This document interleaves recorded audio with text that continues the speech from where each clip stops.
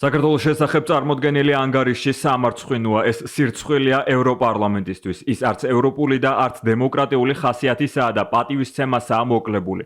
თუმცა ცხადია, რომ ევროპარლამენტარების უმრავლესობას სურს საქართველოში მარიონეტული მთავრობის ხილვა და ვიდრე ეს არ მოხდება, თქვენ შეგნებულად ცდილობთ ევროპას საქართველოს ურთიერთობების გამწვავებას. სწორედ ამ მიზანს ემსახურება თქვენი ანგარიში. მინდა რამდენიმე პუნქტის აღნიშვნა. ევროპარლამენტს სურს უთხრას ქართველებს, თუ ვინ უნდა ჰყავდეთ მთავრობაში და რომ ახალი არჩევნები უნდა ჩაატარონ.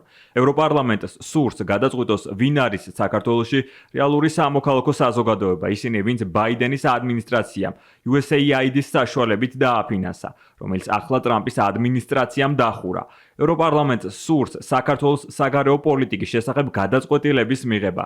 თქვენ საქართველოს პარტნიორად არ აღიქვამთ, თქვენ მას კოლონიად მიიჩნევთ. საჭიროა არა სანქციები, არამედ გულწრფელი დიალოგი, რომელიც პატივს სცემს საქართველოს სუვერენიტეტსა და გეოპოლიტიკურ მდგომარეობას, იმგვარს, რომელიც ჩვენს საერთო ღირებულებებზე და ინტერესებზე იქნება ორიენტირებული.